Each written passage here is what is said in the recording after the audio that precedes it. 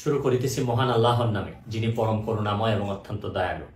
আপনারা যারা আমার ফ্রেন্ড ফলোয়ার আছেন, বিভিন্ন সময় বিভিন্নভাবে আমার উপর কষ্ট পেয়েছেন, তাদের উদ্দেশ্যে একজন সাবেক এমপি হিসাবে আমি দুটি কথা বলতে চাই।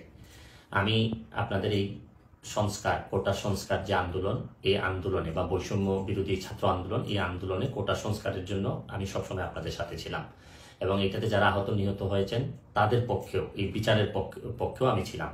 কিন্তু আমার ব্যর্থতা হচ্ছে কি, আমি আপনাদেরকে বুঝাইতে পারি নাই। এটার জন্য আমি সম্পূর্ণ ব্যর্থ হয়েছি এবং আমি এই ব্যর্থ হওয়ার জন্য আমার যারা ফলোয়ার আছেন, যারা আমাকে নিয়ে প্রত্যাশা করেছেন, সবার কাছে আমি দুঃখ প্রকাশ করতেছি। আমি আপনাদেরকে আরেকটি কথা বলতে চাই। এখন যে কাঠামোগত সংস্কার আপনারা চাচ্ছেন, দেখেন এই সংস্কারের জন্য আমি বহু বছর আগে থেকেই কাজ করে যাচ্ছি। আপনারা দেখেন এই দুর্নীতির বিরুদ্ধে যুদ্ধ গত 15 বছরে আপনারা যে 2-3 জন মানুষ দুর্নীতির বিরুদ্ধে সোচ্চার ছিলেন, এর মধ্যে হয়তো আমাকে একজন আপনারা পাবেন।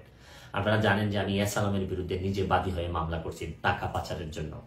আপনারা জানেন যে আওয়ামী লীগের বর্তমান কমিটির যিনি প্রচার সম্পাদক আব্দুস সুবহান গোলাপ, তার আমেরিকাতে 9 বাড়ি থাকা নিয়ে আমি নিজে বাদী হয়ে মামলা করছি।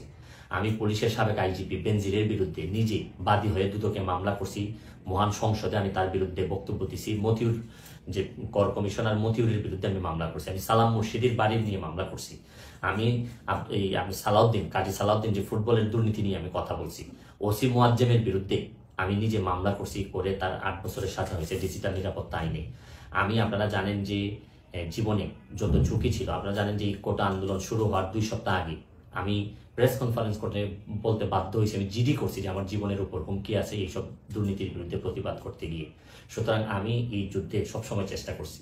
এখন আপনারা যারা যে যুদ্ধ শুরু করছেন, ছাত্র জনতার নেতৃত্বে যে যুদ্ধ, এই যুদ্ধে আমি মনে করি যে দুর্নীতির বিরুদ্ধে যুদ্ধ, এই যুদ্ধে আমি আপনাদের সবসময় আমি আপনাদেরকে দোয়া করি যে আমি যতদিন আসি চেষ্টা করে যাব দুর্নীতির বিরুদ্ধে এই যে যুদ্ধ, এই যুদ্ধে সবসময় শরীর থাকার আমার জায়গা থেকে আমি চেষ্টা করব। এই বলে আজকের মতো বিদায় নিচ্ছি। ভালো থাকুক আমার বাংলাদেশ, ভালো থাকুন সবাই। ধন্যবাদ।